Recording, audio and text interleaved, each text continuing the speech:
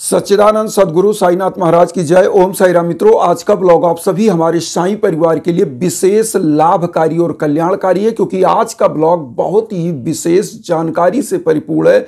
बहुत सारे ऐसे बंधु बांधव हैं जो यह सवाल करते हैं कि गुरुदेव, हमारे जो पूर्वज हैं, हमारे जो पितृ हैं, हमारे सपनों में आ रहे हैं, उनकी अलग अलग भाव भंगिमाएं बताते हैं, उनका क्या संकेत होता है, क्या हमारे जीवन में वो संकेत कर रहे हैं। तो आज इस मुद्दे पर हम ब्लॉग लेकर के आए हैं कि अगर ऐसे संकेत हो रहे हैं तो वो क्या हैं, पितृदोष क्या होता है, अगर उनके संकेत आते हैं तो वो किस प्रकार से आते हैं, इनका निवारण क्या होता है। आज हम सब कुछ बहुत ही इजी वे में आपको बताएंगे। बहुत ही ध्यान से आप सुनिएगा, और ये चीज़ आप जान गए तो समझ लीजिए आपके भाग्य की बाधाएं भी दूर होती हैं इस उपाय से। देखिए, सबसे पहले तो आपको मैं शुभ लक्षण बताऊंगा और उसके बाद अशुभ लक्षण बताऊंगा, उसके बाद पितृदोष के बारे में बताऊंगा। तो जब आपके पितृ आपके सपने में आ रहे हो, देखिए पितृ दो प्रकार के होते हैं। एक तो आपके मदर फादर दोनों की तरफ से, जैसे आपके फादर की तरफ से, और एक मदर की तरफ से, जहां मदर का घर है, मतलब आपके ननिहाल से और आपके पिता के पक्ष से, क्योंकि ब्लड रिलेशन जहां पर होता है पितृ वही माने जाते हैं।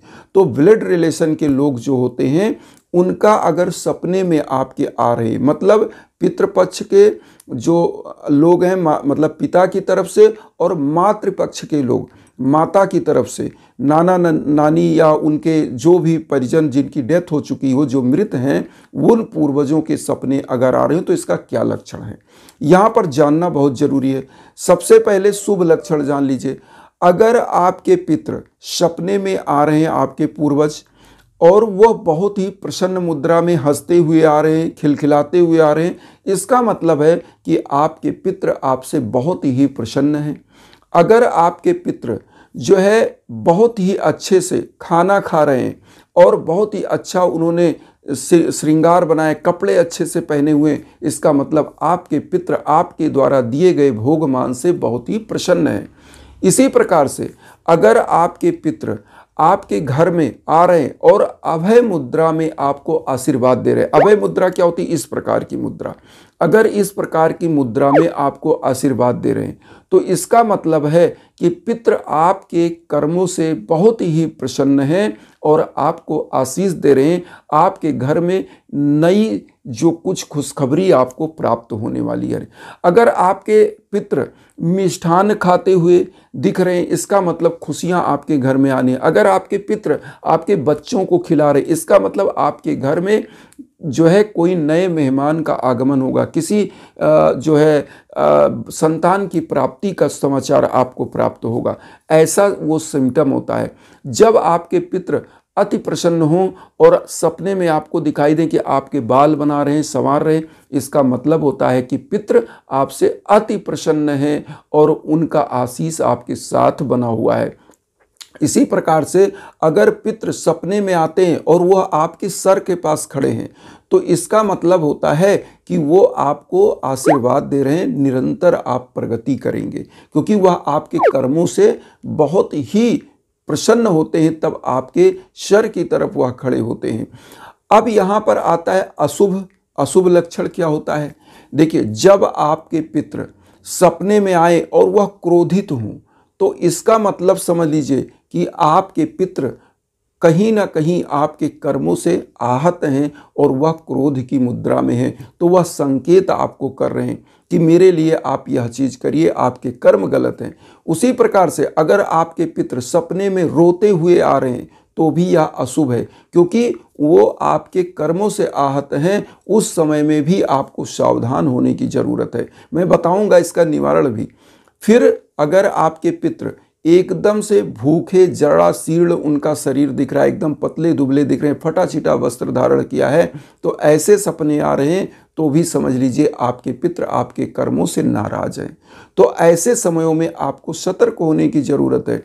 अगर आपके पितृ क्रोध में आ रहे हैं, एकदम आंख निकाले और आपको मारने के लिए दौड़ रहे हैं, और ऐसा रूप उनका दिख रहा है जैसे भूत पिशाच का रूप होता है, तो इसका मतलब जान लीजिए कि आपके पितृ अति क्रोधित हैं और आपके कर्मों से वह रुष्ट हैं। तो ऐसे समयों में भी आपको सतर्क होने की जरूरत है। उनका संकेत यही होता है। अब यहाँ पर आता है कि ये सब तो लक्षण शुभ अशुभ हम जान लिए। अब इसमें पितृदोष क्या होता है ये भी जान ले, तब हम इसका निवारण बताएंगे। देखिए पितृदोष क्या है। पितृदोष एक ऐसा चीज होता है कि जब कोई भी व्यक्ति अपनी पूरी उम्र जी करके जो डेथ होता है वह नेचुरल डेथ होता है, और कोई व्यक्ति जो कम आयु में या ज्यादा आयु में, किसी भी आयु में एक्सीडेंटल मृत्यु हो जाए, असामयिक रोग से मृत्यु हो जाए, जैसे कैंसर से, हार्ट अटैक से या किसी असाध्य रोग से उनकी मृत्यु हो जा रही है।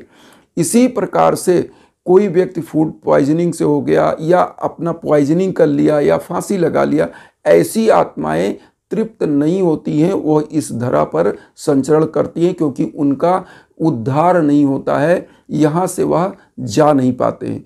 तो वो क्या करते हैं, वह भी आपको सपने में आते हैं। और देखिए सपना कोई ज़रूरी नहीं कि पितृपक्ष में आए, साल भर ऐसे सपने आते हैं और वह आपको संकेत देते हैं कि हमारे निवारणार्थ आप कुछ उपक्रम करिए। और हम आपको बता दें, पितृ अगर प्रसन्न है तो आपके लिए अच्छा है, लेकिन जब आपको क्रोधित ऐसे लक्षण दिख रहे हैं, अशुभ लक्षण, और पितृदोष के जो लक्षण होते हैं, इसमें क्या होता है, इसमें किस प्रकार के सपने आते हैं। पितृदोष में आपको आपके पितृ भूत पिशाच के रूप में आ रहे हैं, और पितृदोष का लक्षण जान लीजिए, वह घरों में ही लक्षण देंगे क्योंकि वो एक प्रकार से पिशाच दोष होता है। जो असामयिक मृत्यु के लोग होते हैं तो वो क्या करते हैं, आपके भाग्य पर, जो सबसे अच्छा भाग्यशाली व्यक्ति होता है उसके भाग्य पर बैठते हैं, उसके घरों में क्या करते हैं, असाध्य रोग देते हैं, मुकदमेबाजी, भाई पटीदारों से लड़ाई झगड़ा करा देते हैं। उसके बाद क्या करते हैं कि ये आपके बने बनाए कार्य को बिगाड़ते हैं, आपके घर में आपके इज्जत पर बट्टा लगाते हैं, कलंक आपके घर में आता है। आपके घर परिवार में क्या होता है कि कोई भी शुभ कार्य नहीं हो पाता है, शादी विवाह में बंधन लाते हैं, संतान प्राप्ति में दिक्कत आती है। ऐसे समयों में व्यक्ति एकदम से परेशान हो जाता है, विचलित हो जाता है। तो अब यहाँ पर आपको जानना है कि जो नेचुरल डेथ हुआ है उनका क्या उपाय होता है। नेचुरल डेथ के लोगों का जब पितृपक्ष का महीना आता है तो पिंडदान होता है, और जिनका पिंडदान मान लो गया में नहीं गए हैं तो गया जा कर के भी उनको पिंडदान, जो नेचुरल डेथ हुई है उनकी पिंडदान गया में करवाना चाहिए, तो उनको आत्मा को शांति मिलती है। इसी प्रकार से जिनका पितृदोष होता है, जिनकी असामयिक मृत्यु हुई, एक्सीडेंटल मृत्यु या पॉइजनिंग कर लिया, फांसी लगा लिया, या गाड़ी घोड़े से कहीं एक्सीडेंट हो गया, असाध्य रोग से, कैंसर से या किसी प्रकार से उनकी डेथ हो गई, हार्ट अटैक से, तो ये असामयिक मृत्यु होती है। तो ऐसे के लिए पितृदोष का जो है निवारण होता है। पितृदोष के निवारण के लिए जैसे आपको बनारस का स्थान है पिशाच मोचन, वहाँ पर होता है, या जहाँ भी नदी का तट हो, पीपल वृक्ष के नीचे, वहाँ पर पंडित जी के लोगों के द्वारा जो है पितृदोष का त्रिपिंडी श्राद्ध होता है। पितृ गायत्री मंत्र का जप करके और त्रिपिंडी श्राद्ध कराने से भी पितृदोष की शांति होती है। और ऐसी मान्यता है कि जब भोगमान उनको दे दिया जाता है तो होता क्या है कि आपके परिवार को वह एक आशीर्वाद देकर जाते हैं और आपके भाग्य को छोड़ते हैं और आप निरंतर प्रगति करने लगते हैं। तो यहाँ पर यह चीज़ें बहुत ज़रूरी हैं जान लेना। अब यहाँ पर एक चीज़ हम और आपको बताएं, जब भी आपके घर परिवार में भीषणतम बाधाएं चल रही हो, किसी भी प्रकार की कोई दिक्कत चल रहा हो, इसीलिए हम इंस्टाग्राम का लिंक देते हैं।